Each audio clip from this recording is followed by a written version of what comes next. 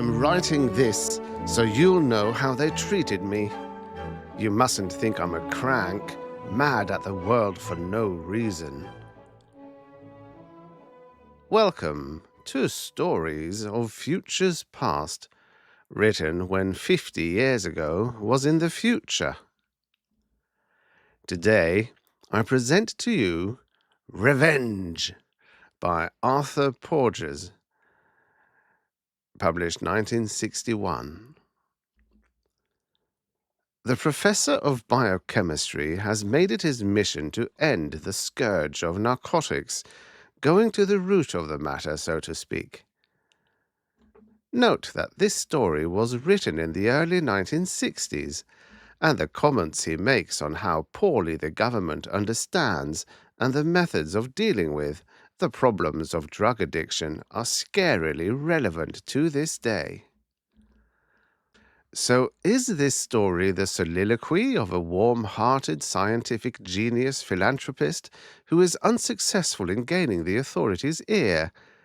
Or is it the ranting monologue of a mad scientist villain derided by officials and the public both?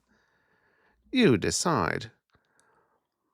Whatever the case might be, this story does have the distinct flavour of a certain German medieval folk tale regarding a piper of the pied variety.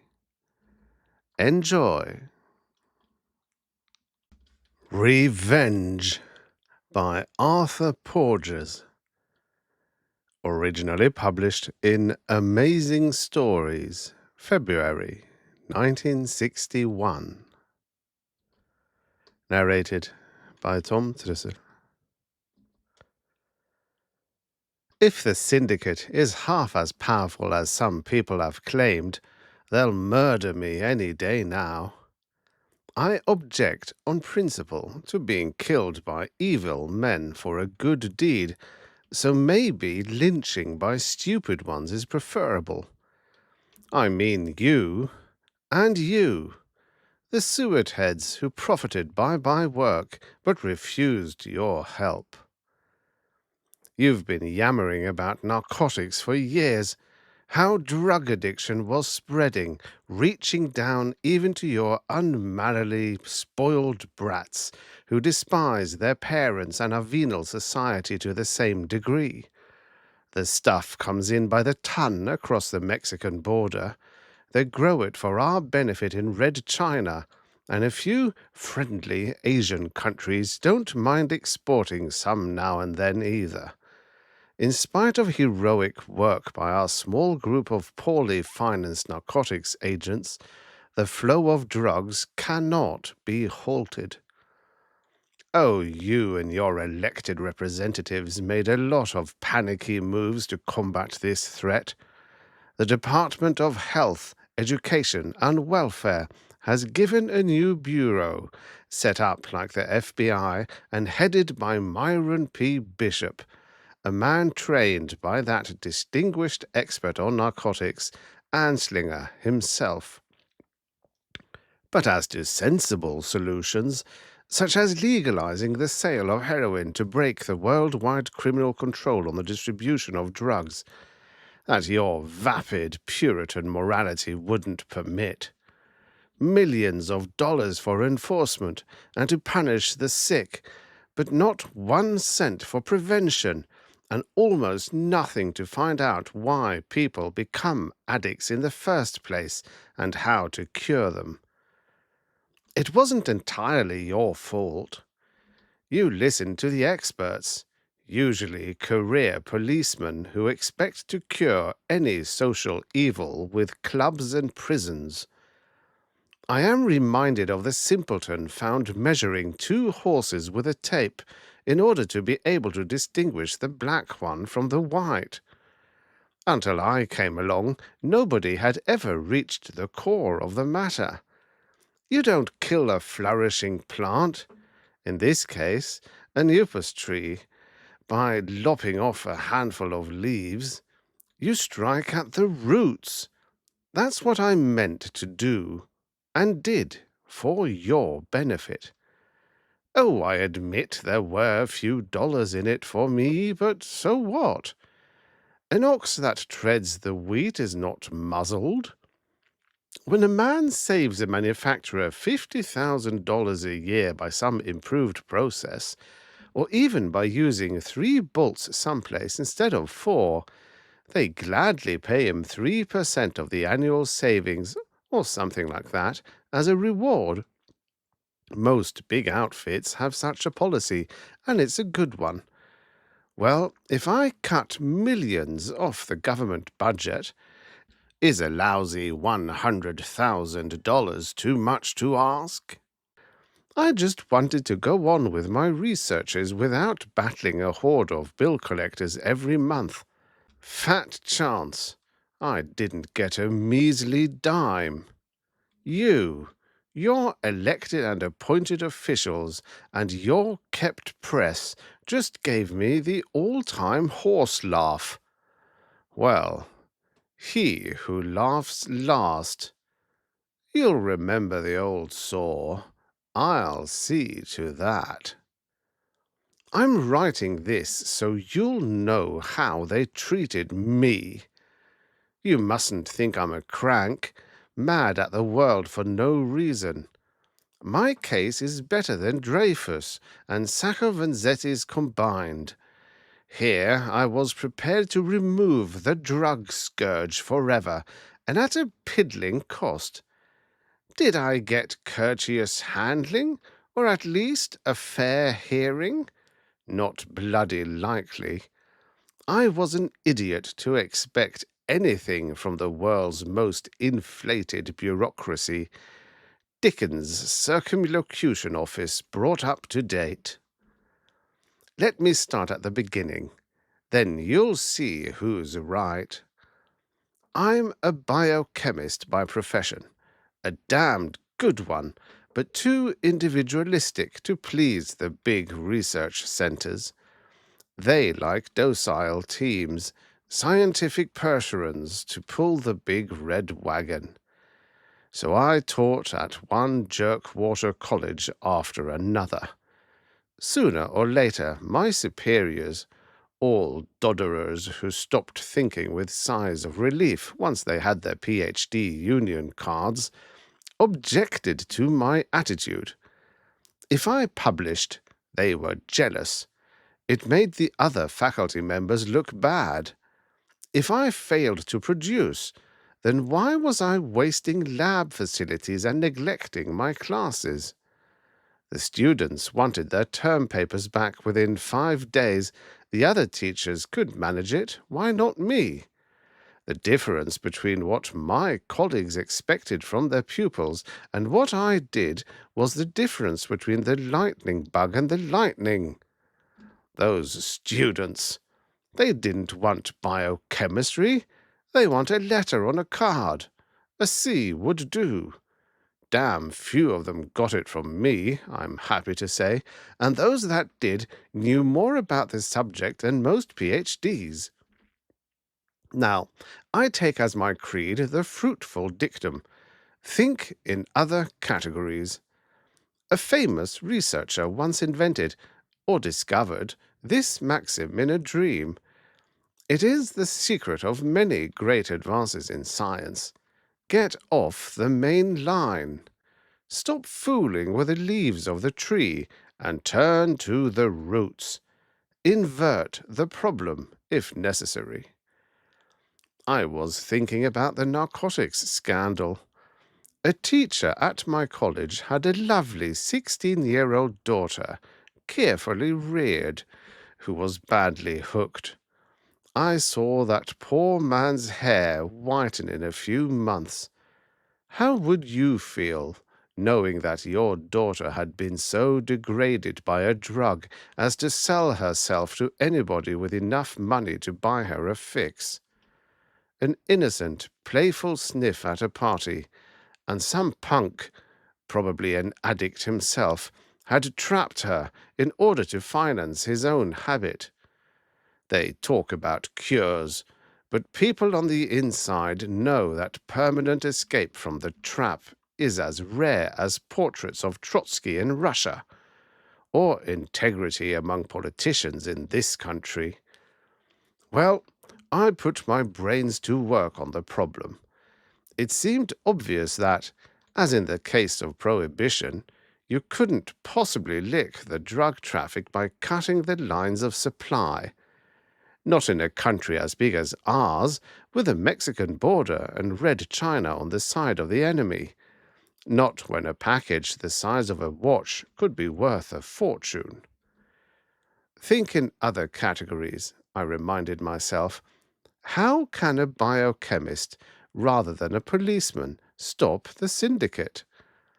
Then it came to me, simple and obvious. Hit the source, the weak link, the roots of the poison tree. In short, Papaver somniferum, the opium poppy itself. Basic, isn't it? Destroy the plant, and you cut the heart out of the drug traffic. No cops, no hopeless warfare against cunning smugglers, no battle with big money corruption of officials. And remember, no chemist alive can synthesize opium or its derivatives. Sure, there are a few other bad narcotic drugs from different plants, like marijuana, but they play a relatively small part and can be controlled. Besides, it was my intention to destroy their sources as well when the time came. But first, the biggest culprit.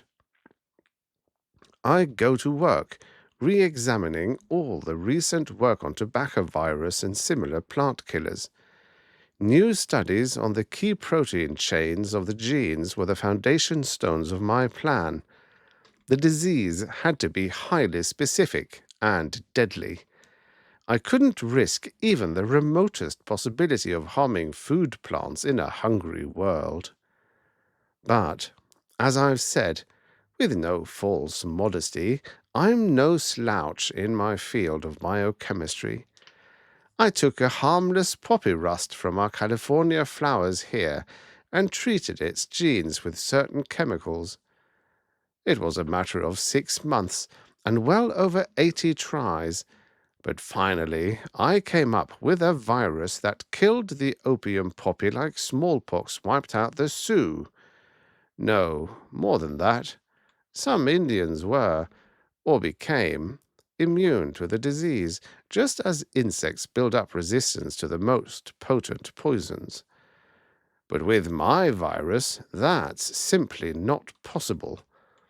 I won't get technical here, but to become immune to this stuff would be like a man's developing antibodies against his own tissues. It couldn't happen without killing the organism faster than the virus does. Once this epidemic began, not a poppy would survive. So far, everything was fine, except that, as usual, I lost my job. I got 50 term papers behind. It didn't bother me because there wasn't a student in my 3 classes who knew any more biochemistry than a baboon. In the first paper I'd found this gem. It is well known that a mammal reproduces by suckling its young. Faced with more of the same, it was a pleasure to be fired. Now, in any really civilized society, they'd have my statue on the top of the Capitol building, and with neon lights to boot. But in our bureaucratic wilderness of Washington, with 1,000 government-hired cretins running interference for each big appointed super-cretin, my troubles had just begun. I took some sample poppies to the HEW offices. They were in vacuum-sealed plastic envelopes because I knew that once my virus spores got loose in the atmosphere, they'd spread all over the world like radioactive dust, or faster. I hoped to see the Commissioner of Narcotics, Myron P. Bishop, but his magnificence was harder to reach than the whole College of Cardinals. It was impossible to put my point across. Plants, was it? That way to the Department of Agriculture. Oh, poppies! Pamphlets on wildflowers could be had from documents. I wrote countless letters, pulled what few wires were within my reach, and haunted Washington like the ghost of Calhoun. And finally, I got 10 minutes with El Pomposo himself. As I've said, dumb students are nothing new to me, but even the worst of them couldn't have been any more obtuse than Bishop. I had the dead plants, all brown and withered.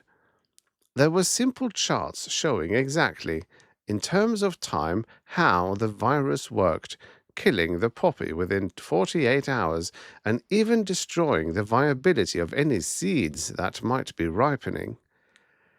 Did this jughead, appointed by the president to fight the terrible drug problem, comprehend the miracle being offered to him? The simple solution that would make him the greatest, in fact, the only success in his post that this country had ever known? Not he. I had to spell it out in nursery school terms. But I've penetrated many a numbskull in class by dint of persistent drilling, and finally got through to the cold oatmeal under his parietal bones. Did that clear the air? If you think so, guess again. He threw up his hands in horror. Turn a plant disease loose on the world deliberately? It was a violation of the conventions against germ warfare. It was barred by international law. It was unthinkable that the United States would indulge in such irresponsible behavior. All right, I said. Take it to the UN. Let them distribute the poppy killer. He brightened a little at that, since every bureaucrat loves, above all, to pass the buck. A clear-cut decision is fatal to the species. Then he gave me a note to our delegate, Wilbur Cavanaugh, Jr. This character was a bit sharper. He heard me out, looked at my deceased poppies, and arranged a conference with a bigwig from the State Department. Then things got really messy. When I pointed out that in a few weeks every damned opium plant in Asia would be deader than the Ming Dynasty, this little creep from Foggy Bottom almost had kittens on the spot. It seems that just now our relations with Red China are highly delicate. If we turned the virus loose on them, even if it did kill only poppies, and he had his doubts about that, what if, shudder, it attacked rice? The Reds would scream murder. They'd yell germ warfare and have us cold. They could ship us opium by the long ton. That didn't affect the delicate condition, though. It seemed to me, however, that there was something ambiguous and wistful in the statesman's attitude, and I thought I understood. When a country sends a spy to do some dirty job, they disown him officially if he is caught. Except for that U-2 fiasco some years ago, when the U.S. broke all the unwritten rules and made jackasses of us before the world. Now, obviously, if I killed all the poppies in the world, that would be a fait accompli. Washington could deny knowing anything about the cause of death, especially since it would work indiscriminately even in friendly parts of Asia. Just as long as I got my 100,000, I didn't mind skipping the official credit. In fact, it would keep the syndicate off my back. Suppose, I said, on my own responsibility, I release the spores and ruin the opium trade for good. Will you see that I get paid? He was horrified. In the first place, nothing whatever could be done until the virus had been checked out by government scientists.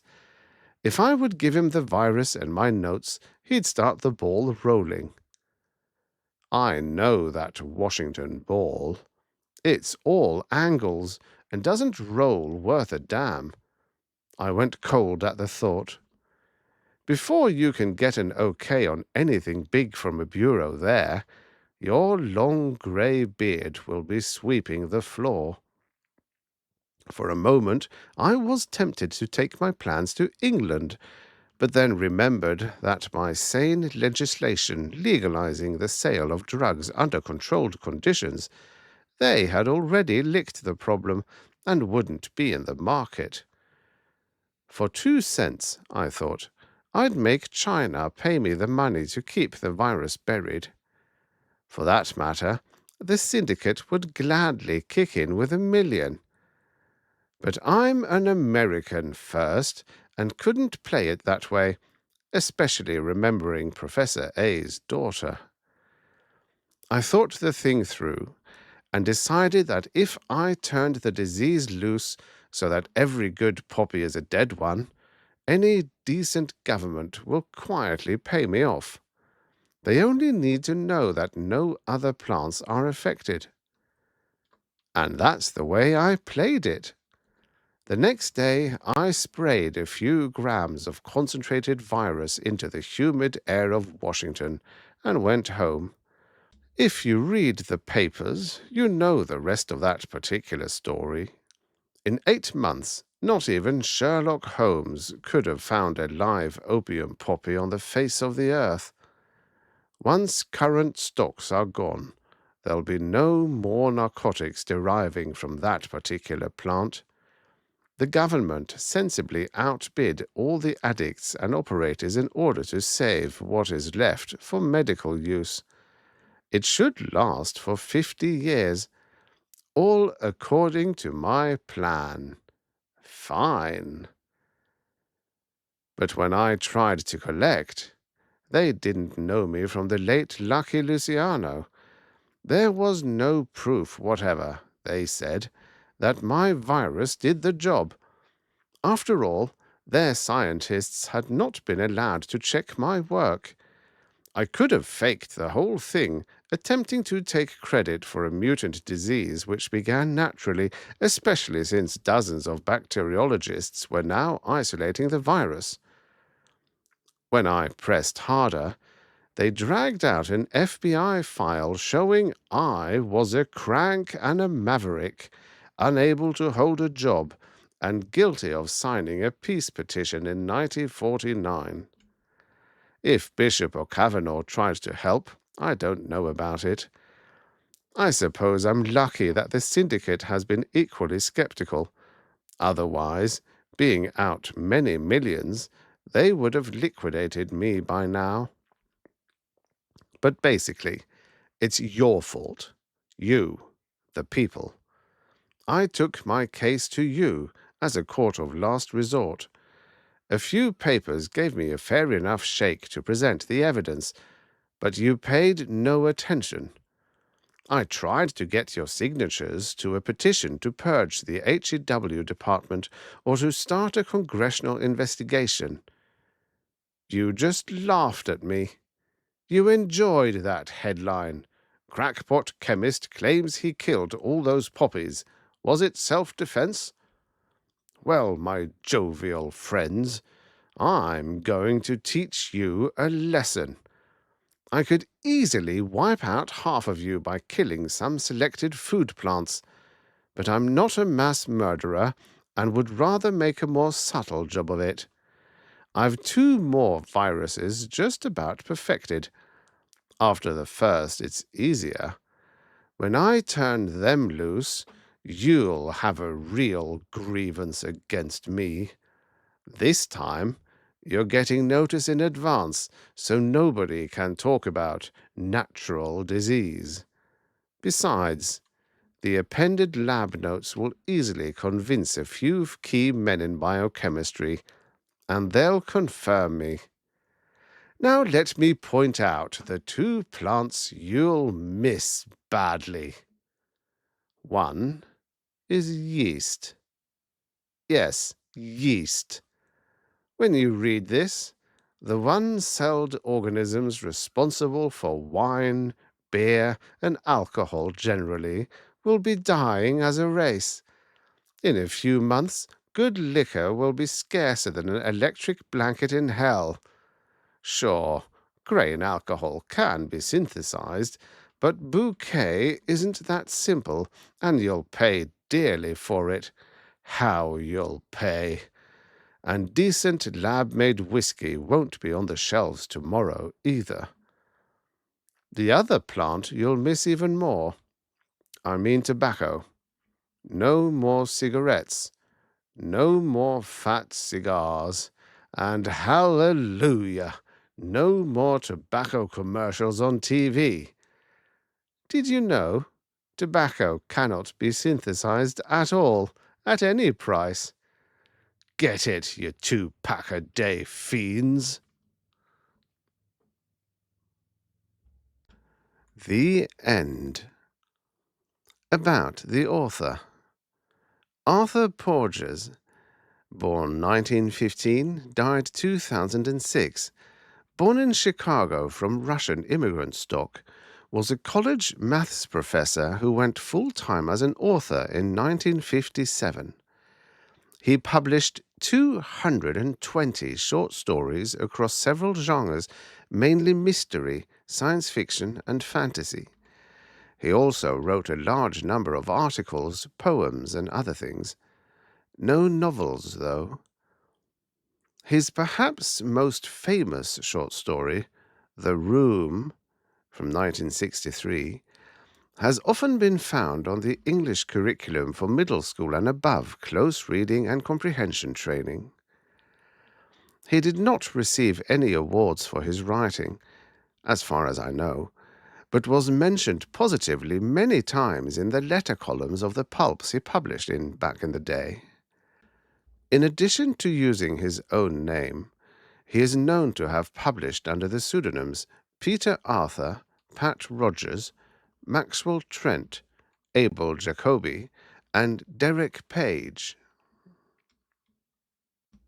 The text of this story is in the public domain, and the ebook can be downloaded for free from Project Gutenberg at gutenberg.org. Link in the description below.